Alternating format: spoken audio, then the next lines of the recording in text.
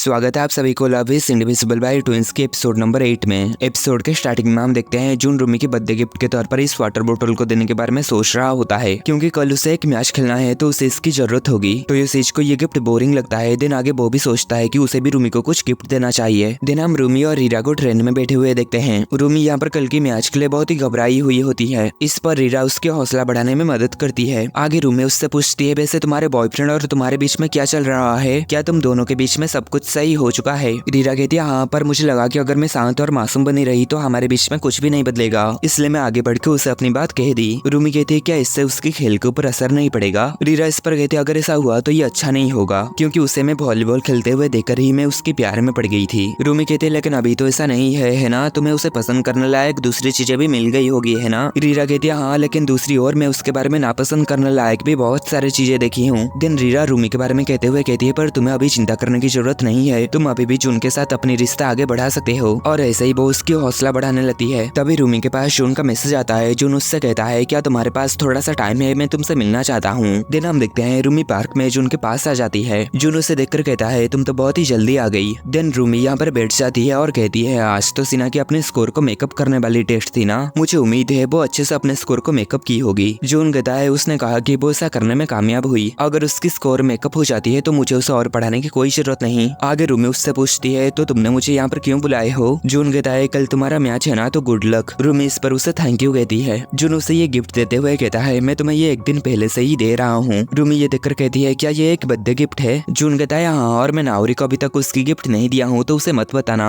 आगे रूमी जब इसे ओपन करती है तो इसमें वही वाटर बोतल होती है। जून कहता है, तुम मिडिल स्कूल से ही है कि वाटर बोतल को यूज कर रही थी, इसलिए मुझे लगा कि तुम्हारा वाटर बोतल चेंज करने का समय आ चुका है। इस पर रूमी काफी खुश हो जाती है और उसे थैंक यू कहती है। आगे वो कहती है, क्या मैं तुमसे गले मिल सकती हूँ? जून कहता है, जैसा तुम चाहो। इस पर रूमी जून से गले मिलते हुए मन में कहती है, मैं तुमसे बहुत ही ज्यादा प्यार करती हूँ, मैं किसी को भी खुद से ये पल छीनने नहीं दूंगी, नावरी को भी नहीं। तभी जून कहता है, मुझे लगता है जैसा कि मैं नावरी के साथ गलत कर रहा हूँ। मुझे पता है मुझे पहले नावरी को गिफ्ट देना चाहिए था, पर मैं चाहता था कि मैं तुम्हारे मैच से पहले ही तुम्हें ये गिफ्ट दूं। रूमी कहती है, ऐसा मत कहो, मुझे इससे काफी खुशी हुई। जून कहता है, कल तो मेरा स्कूल है, लेकिन सैटरडे को मैं तुम्हें चीयर करने के लिए जरूर जाऊंगा, इसलिए बेहतर होगा कि तुम जीतो। रूमी कहती है, हाँ, मैं जरूर जीतूंगी, मैं किसी भी हालत में नहीं हारूंगी। जून कहता है, भले ही तुम्हारे ओपोनेंट बहुत ही अच्छे क्यों ना आ जाए, तुम घबराना मत। जून आगे कहता है, मुझे तुम्हें बास्केटबॉल खेलते हुए देखना बहुत पसंद है, मुझे लगता है तुम इससे काफी कूल लगती हो। रूमी कहती है, इससे पहले किसी ने भी मुझसे ऐसा नहीं कहा था। आगे वो कहती है, क्या मैं तुमसे कुछ करने के लिए कह सकती हूँ? जून इस पर कहता है, क्या?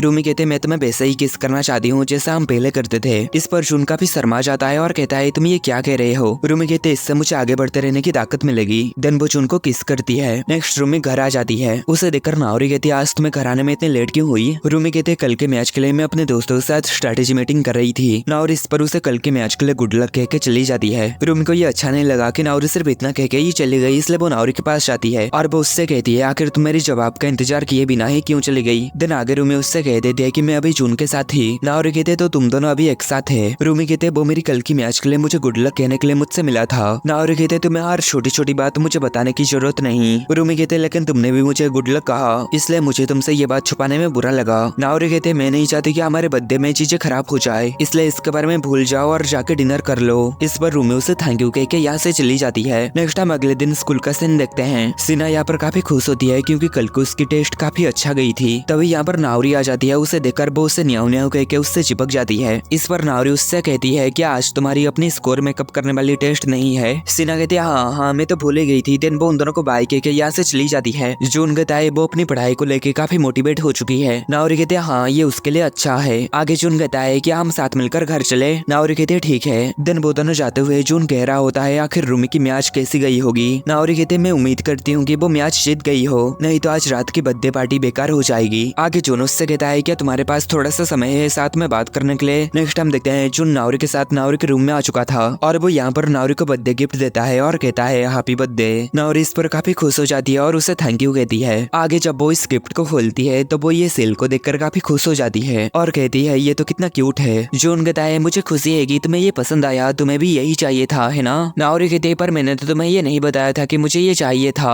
आगे जून नावरी को सेल में लगा जिप को खोलने के लिए कहता है। नावरी जब इस जिप को खोलती है तो इसमें से बहुत सारे कीबियाक निकलता है। इसे देखकर नावरी और भी ज्यादा खुश हो जाती है और जून से पूछती है, क्या रिरिस ने तुम्हें मेरे लिए ये सब खरीदने के लिए कही थी? जून कहता है, हाँ, पर मुझे थोड़ा सा डाउट डाउट था कि तुम्हें ये पसंद आएगा या नहीं। नाओरी कहते मुझे ये बहुत पसंद आया, मैं बहुत खुश हूँ, तुम्हारा शुक्रिया। तभी जून कहता है रुको, मेरे पास तुम्हें देने के लिए और भी कुछ है। और ऐसा कहकर वो नाओरी को और एक गिफ्ट देता है। नाओरी इसे ओपन करने के बाद जून कहता है ये पीसी ग्लासेस है, मुझे पता है ये तुम्हारे पास है, लेकिन फिर भी मैं तुम्हें और एक देना चाहता हूँ। नाओरी इसे देखकर कहती है लगता है मैं इस जैसी ग्लासेस को पहले भी कहीं पर देखा हुआ हूँ। जून कहता है हाँ ये वही सेम ग्लासेस है जो कि मेरे पास है। नाओरी कहते तो हम दोनों के पास एक मैचिंग पेयर होगा है ना। जून कहता है हाँ। नाओरी कहते क्या रूमी के पास भी ऐसा कुछ है। जून कहता है नहीं। नाओरी कहते तो क्या तुम सिर्फ मेरे साथ ही इनमें से एक जोड़ी को शेयर करने वाले हो। जून कहता है हाँ। और आगे कहते हैं अगर तुम ऐसा नहीं चाहते हो तो इसे रहने देते हैं। तभी नाओरी कहते नहीं ऐसा नहीं है। और आगे कहते मुझे ईमानदारी से जवाब दो, तुम कल रूमी के पास गए थे और पहले उसे उसकी गिफ्ट दिए थे है ना। जून कहता है माफ करना, मैं बस चाहता था कि वो अपनी म्याद से पहले इसे ले ले, पर ऐसा नहीं है कि मैं तुमसे ज्यादा उसे प्रेफरेंस दे रहा हूँ। तभी नाओरी उसके पास आ जाती है और कहती है मुझे पता है, पर तुमने ये बात मुझे पहले क्यों नहीं बताया और मुझसे छुपा के रखे। मैं जानती हूँ तुम्हारे और रूमी के जूते और दूसरे चीजें एक जैसे हैं। तुमने ये सब मेरे पीठ पीछे कर रहे थे, लेकिन तुम उस समय उसे डेट कर रहे थे, इसलिए ये समझ में आता है। पर मुझे ये अच्छा नहीं लगता था, लेकिन मैं कुछ नहीं कहा, मैं कुछ नहीं कर सकी। लेकिन अब भी हालत अलग है, तो फिर तुम मेरे पीठ पीछे ये सब क्यों कर रहे हो। जून इस पर उसे सॉरी कहता है। नाओरी इस पर जून के साथ चिपक जाती है और कहती है तो फिर तुम मुझ पर ज्यादा ध्यान दो। पहले जैसा समय तुम रूमी के साथ बिताते थे वैसा समय तुम मेरे साथ भी बिताओ। दूसरों को पढ़ाने के लिए जाना और रूमी के साथ दूसरी चीजें करना छोड़ दो। मुझे अंधेरे में रखना बंद करो। चलो हम पहले की तरह हमारे पसंदीदा चीजों के बारे में बात करना शुरू कर दें, जैसा हम गोल्डन वीक के दौरान किया करते थे। अपनी डिसीजन लेने से पहले मैं तुम दोनों के बारे में बहुत सोची, पर आखिर में मैं ही क्यों छूट गई। क्या मैंने कुछ गलत किया था? आखिर मुझे क्या करना चाहिए था? तभी जून को टोयोसिच की बात याद आती है, जब वो जून को कह रहा था तुमने कोई भी डिसीजन ना लेने का चूज नहीं किए हो, तुम तो बस इन दोनों में से किसी को चुनने से भाग रहे हो। तभी जून उससे गले मिलकर कहता है मुझे माफ करना। नाओरी इस पर उसके कंधे में काटती है और कहती है तुम्हें इसके लिए पे बैक करना होगा, लेकिन जान लो कि मुझे इससे काफी ज्यादा दुख पहुंची है। जून कहता है तो चलो घूमते हैं और पहले की तरह बहुत बातें करते हैं। नाओरी कहती है क्या तुम इसकी प्रॉमिस करते हो। जून कहता है हाँ। दिन में रात का उन दोनों बहनों का बर्थडे पार्टी का सीन दिखाया जाता है। बर्थडे पार्टी खत्म होने के बाद जून जब जा रहा होता है, रूमी जून से कहती है तुम्हारे पास अभी भी हमारे ये सेम जूते हैं। जून कहता है तुम भी हाल ही में इसे फिर से पहनने लगी हो। तभी यहाँ पर नाओरी आ जाती है और कहती है क्या तुम दोनों इस तरह की बातें करना बंद कर सकते हो। मेरे पीठ पीछे ऐसा करना ये अच्छा नहीं है, लेकिन मेरे सामने ऐसा करना ये तो और भी बुरा है। जून कहता है क्या तुम अपने लिए एक मैचिंग पेयर खरीदना चाहते हो। नाओरी कहते हैं मुझे इसमें इतना इंटरेस्ट तो नहीं, लेकिन अगर तुम चाहते हो तो मैं तुम्हारे साथ इसे खरीदने के लिए जा सकती हूँ। तभी रूमी कहते हैं क्यों ना हम कन्वीनियंस स्टोर पर चले। नाओरी कहते हैं क्या तुम भी हमारे साथ चलोगी। तभी जून कहता है पर क्या तुम्हारे पास इसके लिए पैसे तो है ना। इस पर ये दोनों काफी निराश होते हैं और कहते हैं अगर तुम हमारे लिए कुछ पैसे खर्च करने के बारे में कहते तो तुम कुछ पॉइंट पा सकते थे। इस पर जून टोयोसिच को कोसने लगता है और कहता है टोयोसिच ने मुझे ये बात पहले क्यों नहीं बताया था। नाओरी कहते अगर तुम उस आदमी से सीख रहे हो तो तुम्हें बहुत ही परेशानी होगी। रूमी कहते खैर जो भी हो चलो चलते हैं। दिन वो तीनों साथ मिलकर बाहर चलने लगते हैं। नेक्स्ट हम अगले दिन देखते हैं रिरिस नाओरी के लिए बहुत सारा खाना लाई हुई होती है और उसे हैप्पी बर्थडे कहती है। नाओरी इस पर काफी खुश हो जाती है और उसे थैंक यू कहती है और आगे कहते हैं मैं तुमसे बड़ी हो चुकी हूँ तो तुम्हें मेरी रेस्पेक्ट करना चाहिए। इस पर रिरिस कहते हैं मैं ऐसे बूढ़े लोगों को बिल्कुल भी बर्दाश्त नहीं कर सकती जो कि खुद को दूसरों से बेहतर समझते हो। नाओरी कहते तुम अभी भी नहीं सुधरे हो। रिरिस कहते तो इस तरीके की बातें करना बंद करो। दिन वो नाओरी को कहते चलो केक खाओ। नाओरी केक को देखकर कहते ये तो कितना चमकदार है। आगे नाओरी केक खाने वाली होती है। तभी रिरिस अपनी और नाओरी की दोस्ती कैसे हुई उसके बारे में कहने लगती है। हमें यहाँ पर पता चलता है पहले ये दोनों हमेशा झगड़ा करते रहते थे, बिल्कुल भी अच्छे दोस्त नहीं थे, पर धीरे धीरे इन दोनों की दोस्ती बढ़ने लगी। आगे नाओरी कहती है मैं सोच रही थी कि मैं एक क्लब बनाऊं और उसमें जून को भी शामिल करूं। तभी वहाँ पर बाहर से कोई कॉलिंग बेल मारता है। रिरिस इस पर बाहर देखने जाती है। तभी हम देखते हैं ये और कोई नहीं, ये सीना होती है। ये यहाँ पर आकर नाओरी को हैप्पी बर्थडे कहती है। नाओरी इस पर हैरान होती है और कहती है तुम यहाँ पर क्या कर रही हो। रिरिस इस पर कहती है सीना हमारे साथ सेलिब्रेट करना चाहती थी। आगे सीना नाओरी को ये गिफ्ट देती है। नाओरी जब इसमें देखती है तो इसमें 2 बॉक्स रखा हुआ होता है। सीना कहती है इनमें से एक रूमी को मेरी तरफ से दे देना।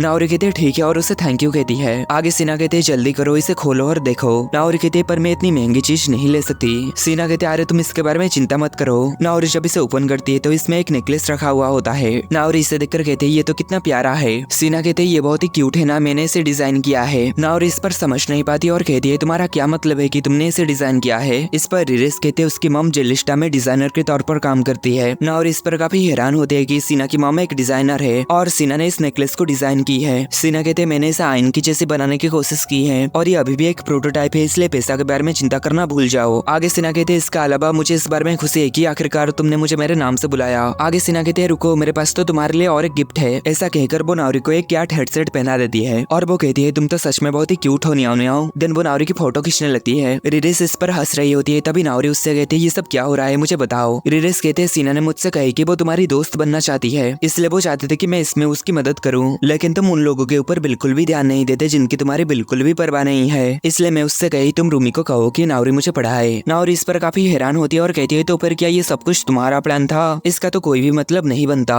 रिरिस कहते हैं मुझे पता था कि रूमी कभी भी डायरेक्ट तुम्हारे साथ सीना की मुलाकात नहीं करवाएगी। मुझे लगा ही था सीना को पढ़ाने का ऑफर जून को मिलेगा, इससे तुम्हारी इंटरेस्ट काफी ज्यादा जाग उठेगी। ये सीना के लिए तुमसे दोस्ती करने का सबसे बेस्ट तरीका था। तभी सीना नाओरी से कहती है तुम्हें धोखा देने के लिए माफ करना। नाओरी कहती है नहीं, मुझे तुम्हारे पर काफी गुस्सा आ रही है। तभी सीना रिरिस से कहती है देखा रिरिपोन, वो मुझसे गुस्सा हो गई। नाओरी इस पर हैरान होती है कि सीना रिरिस को रिरिपोन बुलाती है। आगे नाओरी कहती है वैसे तुम दोनों एक दूसरे को कब से जानते हो? रिरिस इस पर कहती है हम दोनों एक ऑनलाइन गेम में दोस्त बने थे और तुम सोच भी नहीं सकते वो कितनी बड़ी ओटाकू है। मुझे लगता है कि तुम दोनों की बहुत ही अच्छी जमेगी। आगे सीना कहती है चलो अच्छे दोस्त बनते हैं नियाओ नियाओ। और इसके अलावा मैंने जून को भी काफी ज्यादा चिढ़ाया क्योंकि उसकी रिएक्शन काफी ज्यादा मजेदार थी, इसलिए मुझे इसके लिए माफ करना। आगे सीना कहती है मुझे तुम मिडिल स्कूल के दिनों से ही सबसे ज्यादा प्यारी लगती थी और मैं तब से ही तुम्हें जानने के तरीके ढूंढ रही थी। आगे वो काफी ज्यादा शर्मिंदा हो जाती है और कहती है कोई भी गलतफहमी मत पालना, मेरा मतलब ये नहीं था। नाओरी कहते आखिर तुम इस पर इतना शर्मा क्यों रहे हो? नेक्स्ट हम देखते हैं रूमी की यहाँ पर मैच चल रही होती है और यहाँ पर रूमी के मॉम डैड नाओरी के साथ जुन भी आया हुआ होता है। नाओरी यहाँ पर जुन के कान में कहते हैं इन सबके पीछे रिरिस थी। जुन इस पर कहता है आखिर तुम किस बारे में बात कर रहे हो? नाओरी कहते मैं कह रही हूँ कि वो सबसे बुरी है और सबसे अच्छी भी। देन आगे हम देखते हैं रूमी बड़े ही आसानी से इस मैच को जीत जाती है। नेक्स्ट हम रात में रूमी को देखते हैं, उसके पास नाओरी आ जाती है और कहती है क्या तुम अभी तक सोए नहीं हो? रूमी कहती है मुझे बस नींद नहीं आ रही थी। आगे नाओरी रूमी को शाबाशी देते हुए कहती है आज की मैच तुम बहुत ही अच्छी तरीके से जीते हो और कल के लिए गुड लक। मुझे बास्केटबॉल में ना ही इंटरेस्ट है ना ही आगे जाके मैं इसे खेलूंगी, लेकिन मुझे पता है जब तुम छोटे थे तभी से ही तुम इसके लिए काफी ज्यादा मेहनत कर रहे हो, इसलिए मैं तुम्हारी सपोर्ट करूंगी क्योंकि ये मैं ही हूँ जिसने की तुम्हें इसके बारे में बताया। तभी हमें पास का सीन दिखाया जाता है। रूमी जब छोटी थी तब उसे बॉल के साथ खेलना काफी ज्यादा पसंद था। ये देखकर नाओरी उससे कहती है अगर तुम्हें बॉल के साथ खेलना इतना ही पसंद है तो तुम कोई स्पोर्ट्स क्यों नहीं चुनती जैसे कि बास्केटबॉल? रूमी इस पर कहते मैं कभी भी उसे खेलने की कोशिश नहीं की, क्या तुम साथ में खेलोगी? नाओरी कहती है नहीं। रूमी इस पर खुद से ही बास्केटबॉल खेलने की कोशिश करती है और बड़े ही आसानी से बॉल को डस्टबिन के अंदर गिरा देती है। और प्रेजेंट में रूमी कहती है मैं इसे इसलिए खेलती हूँ क्योंकि मुझे ये पसंद है, इसलिए तुम्हें इसकी रेस्पॉन्सिबिलिटी लेने की कोई जरूरत नहीं। नाओरी कहती है तो फिर ठीक है मैं ऐसा नहीं करूंगी, पर क्या तुम जुन से कल के मैच के लिए गुड लक मांगी? जिस पर रूमी कहती है नहीं। नाओरी कहती है तो फिर तुम उससे मिलने जाओ और उसे ले आओ। रूमी कहती है पर क्या इतनी रात को? नाओरी कहती है हाँ मुझे यकीन है कि वो भी नहीं सोया होगा। रूमी कहती है तुम ठीक कह रहे हो, आखिरकार हम बचपन के दोस्त जो हैं। नेक्स्ट हम देखते हैं रूमी नाओरी को थैंक यू कह के जुन के पास जाती है और नाओरी यहाँ पर मन में कह रही होती है ये मेरी आखिरी मदद है, मैं आगे तुम्हारी और ज्यादा मदद नहीं करूंगी बहन। और इतने में ही एपिसोड खत्म हो जाता है।